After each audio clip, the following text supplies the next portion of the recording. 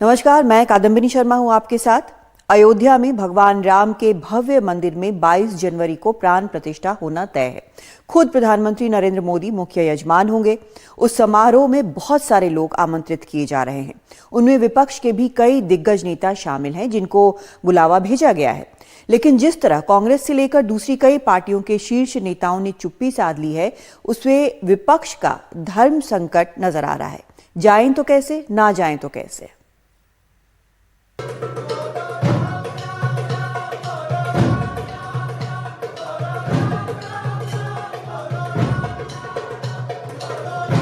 तो राम आएंगे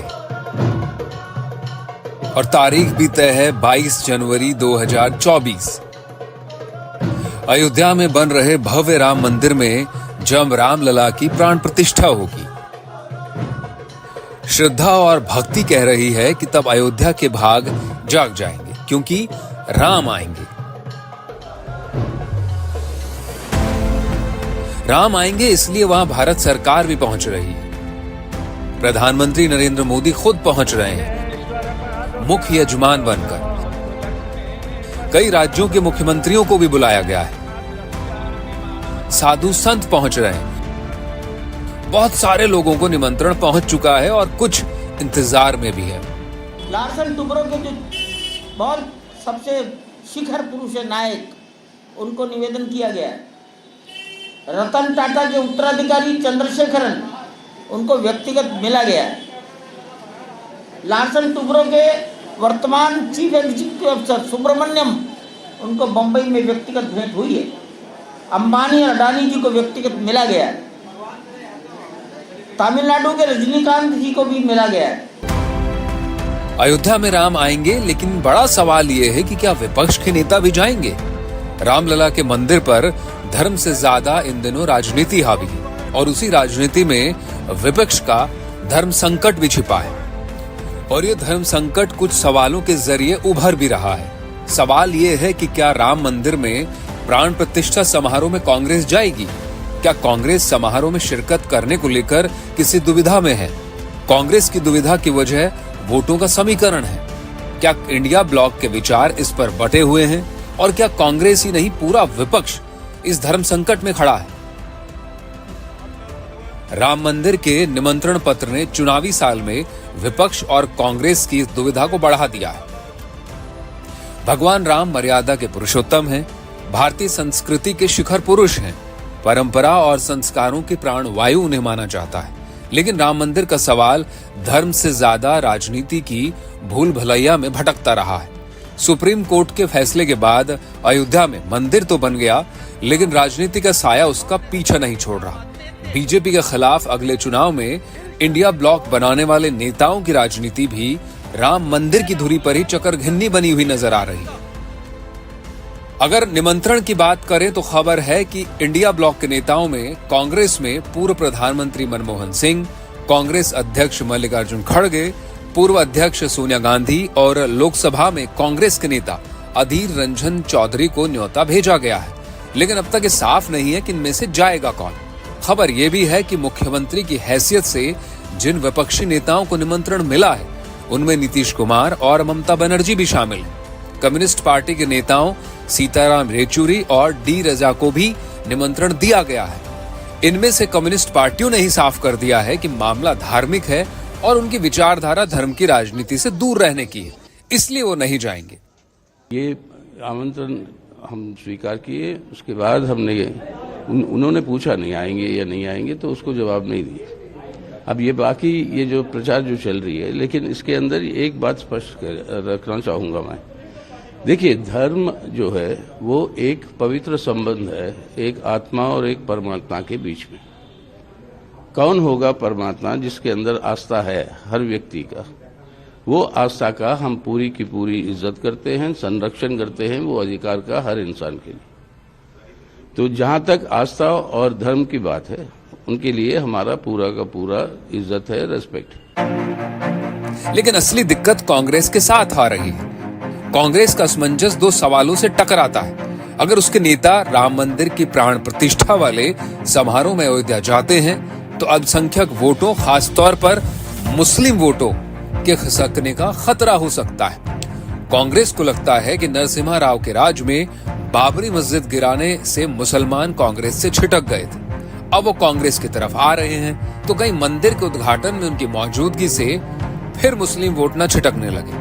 इस असमंजस का दूसरा पहलू ये भी है कि अगर कांग्रेस के नेता वहां नहीं जाते हैं तो उन पर हिंदू विरोधी होने का ठप्पा भी लग जाएगा। कांग्रेस को लगता है कि ऐसी स्थिति में चंद महीनों बाद ही होने वाले लोकसभा चुनाव में उसे नुकसान हो सकता है। बीजेपी पहले से ही अपने व्यंग्यवाणों से कांग्रेस को घायल करती दिख रही है। इसमें कोई बहुत अचंभा करने वाली बात नहीं है, क्योंकि जो ऑर्गेनाइजर्स हैं उन्होंने सबको न्योता दिया है, लेकिन पहुंचेंगे वही जिन्हें राम ने बुलाया है। तो इनको राम जी ने नहीं बुलाया है। ऐसे लोगों को भगवान भी नहीं चाहते आए। उसके ऊपर से कांग्रेस में ही सांसद शशि थरूर जैसे नेताओं के बयानों से लगता है कि कांग्रेस इस आयोजन से दूरी बनाए रख सकती है। इस बीच 17 जनवरी से जब राम मंदिर में प्राण प्रतिष्ठा महोत्सव का विधि विधान शुरू हो चुका होगा, उसी वक्त कांग्रेस नेता राहुल गांधी अपनी भारत न्याय यात्रा पर मणिपुर से निकल रहे होंगे। 22 जनवरी को अयोध्या में समारोह के वक्त भी वो अपनी यात्रा पर ही होंगे। भारत जोड़ो यात्रा के बाद अब राहुल गांधी जी के नेतृत्व में कांग्रेस पार्टी भारत न्याय यात्रा निकालने वाली है। 14 जनवरी से लेकर 20 मार्च तक 6,200 किलोमीटर लंबी भारत न्याय यात्रा 14 राज्यों से गुजरेगी। मणिपुर में शुरुआत होगी और यह समाप्त होगी मुंबई में। अयोध्या श्रद्धालुओं और भक्तों के लिए भले आस्था का मुद्दा हो, लेकिन अगले लोकसभा चुनाव के गलियारों में इस पर वोट वाला शोर भी गूंज सकता है। अयोध्या में रणवीर के साथ दिल्ली में प्रशांत और नागपुर में संजय तिवारी की एनडीटीवी इंडिया के लिए रिपोर्ट। राम मंदिर के लिए आंदोलन के वक्त बीजेपी के साथ जो इकलौती पार्टी खड़ी थी वो शिवसेना थी। बीजेपी की पहली राजनीतिक पार्टनर भी शिवसेना बनी, लेकिन सत्ता की तमन्ना में उनके रास्ते अलग हो गए। आज शिवसेना का उद्धव ठाकरे वाला खेमा कांग्रेस के साथ खड़ा है और बीजेपी पर आरोप लगा रहा है कि उसने भगवान राम को अगवा कर रखा है।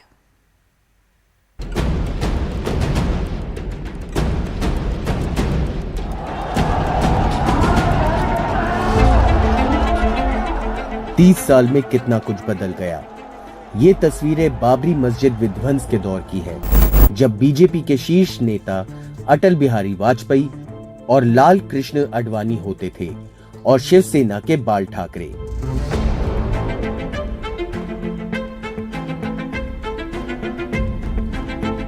लेकिन वक्त की धुन में पिछली तस्वीरें दिखती नहीं और बीते 4 साल से नई तस्वीर ये है कि बीजेपी और बाल ठाकरे के बेटे उद्धव ठाकरे की शिवसेना के रास्ते अलग हैं।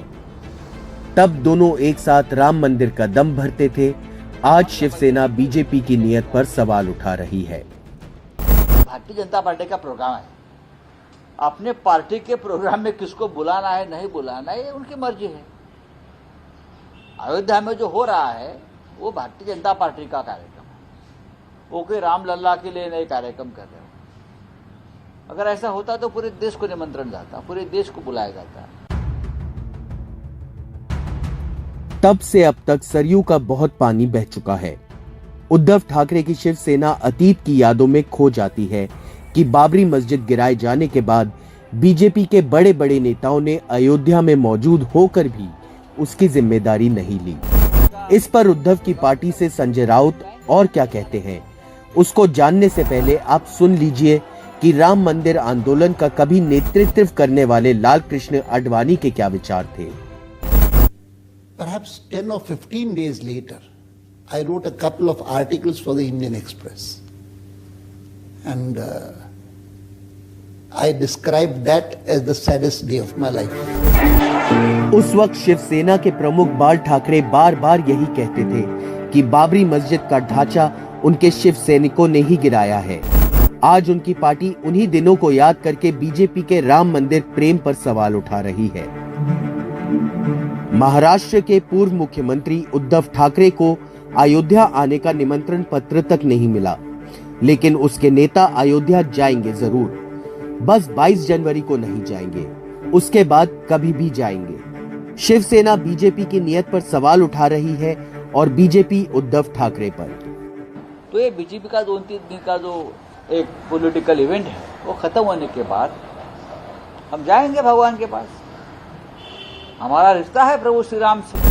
मैं तो सबको राम भक्त मानता हूँ, सबको भगवान राम की संतान मानता हूँ, क्योंकि त्रेता से कलयुग के बीच में लाखों वर्ष बीत गए, कोई ना कोई किसी न किसी प्रकार से सब भगवान राम के अंश। तो आप क्या मानते हैं कि उनको 22 जनवरी के बाद आना चाहिए? नहीं, मैं तो हर देश भर के हर राम भक्त को, जो भगवान राम को भगवान मानता है वह भी आवे, जो भगवान राम को मर्यादा पुरुषोत्तम मानता है वह भी आवे।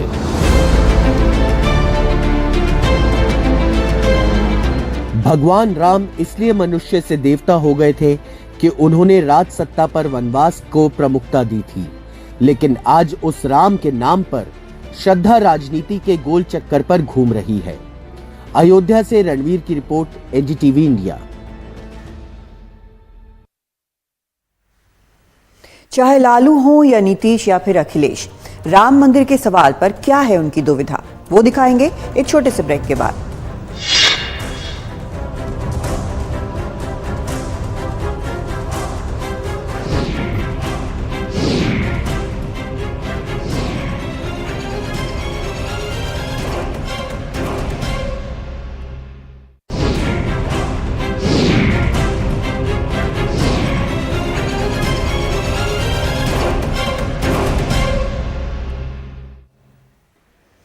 एक वक्त था कि बिहार में लालू प्रसाद यादव और उत्तर प्रदेश में मुलायम सिंह यादव धर्मनिरपेक्षता के आलमबरदार थे।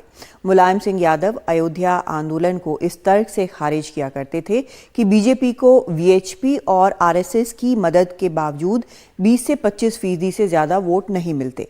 लेकिन केंद्र में दो बार लगातार बीजेपी की पूर्ण बहुमत की सरकार बन जाने से राम मंदिर को लेकर इन दलों की दुविधा भी बढ़ गई है।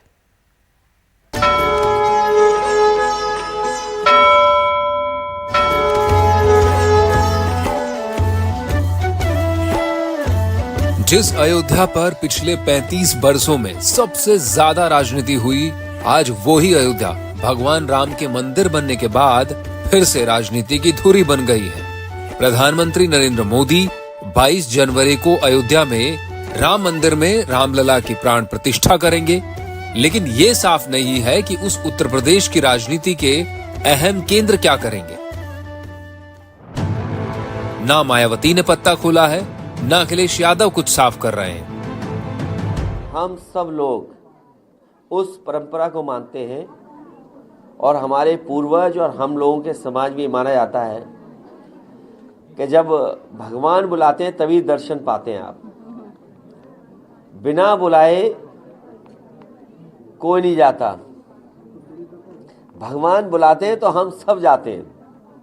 और ये भी हम जानते हैं कि भगवान कब किसका बुलावा दे दे। 1990 में जब बीजेपी नेता लाल कृष्ण आडवाणी ने राम रथ यात्रा शुरू की तो उसके खिलाफ 3 बड़े नेता अपने अपने स्तर पर सक्रिय हुए थे। केंद्र में प्रधानमंत्री वीपी सिंह, उत्तर प्रदेश में मुख्यमंत्री मुलायम सिंह यादव और बिहार में मुख्यमंत्री लालू प्रसाद यादव। तब 23 अक्टूबर 1990 को याद कीजिए, आडवाणी को बिहार में लालू यादव ने गिरफ्तार कर लिया था, जिसके बाद वीपी सरकार से बीजेपी ने समर्थन वापस ले लिया था। नतीजा ये हुआ कि वीपी सिंह की सरकार गिर गई। उस बीच मुलायम सिंह यादव भी सेकुलर राजनीति के चैंपियन बने हुए थे। अयोध्या में बाबरी मस्जिद की रक्षा को लेकर मुलायम सिंह यादव का बयान तब काफी चर्चित हुआ था कि परिंदा भी वहां पर नहीं मार सकता। उसी वक्त कार सेवकों पर गोलियां चली थी। उससे यूपी के मुसलमानों में मुलायम सिंह की पैठ काफी बढ़ गई थी, जिसकी विरासत बाद में उनके बेटे अखिलेश यादव को वोट बैंक के रूप में मिली। लालू यादव अपनी धर्मनिरपेक्षता की सबसे बड़ी पूंजी आडवाणी को गिरफ्तारी को ही मानते थे, लेकिन तब से अब तक राजनीति के समीकरण और हालात काफी बदल चुके हैं। इसीलिए लालू की पार्टी के नेता भी इस मुद्दे पर बचते बचाते बात रख रहे हैं। दूसरी तरफ लालू के पार्टनर नीतीश कुमार अभी अपनी पार्टी में ही चल रही उठापटक में व्यस्त हैं। वहीं सेकुलर राजनीति के धुरंधर शरद पवार राम मंदिर के उद्घाटन का स्वागत तो करते हैं, लेकिन उनका ये भी कहना है कि उन्हें तो न्योता ही नहीं मिला। आले असेल तर तुम्ही जाणार? नाही, असं मला काही निमंत्रण नाही. मी मंदिरच्या ह्याच्यात फारसा जात नाही. हे सगळे देवधर्म पूजा अर्चा या सगळ्यापासून मी जरा बाजूला असतो. माझी श्रद्धाची स्थानं आहेत एक दोन ठिकाणी, तिथं जातो, पण त्याचं जाहीर किंवा जाहिरात कधी करत असतो. हा असं आहे की हे प्रश्न व्यक्तिगत आहेत. व्यक्तिगत कुठे श्रद्धा असते नसते त्यानुसार आम्ही करतोय. सबके अपने अपने राम हैं। ये कहानी युगों युगों से चली आ रही है। तुलसी के राम अलग, कबीर के राम अलग तो गांधी के राम अलग, लेकिन एक राम की अग्नि परीक्षा अक्सर राजनीति की ज्वाला में ही होती रही है। दिल्ली में प्रशांत के साथ अयोध्या से रणवीर की एनडीटीवी इंडिया के लिए रिपोर्ट।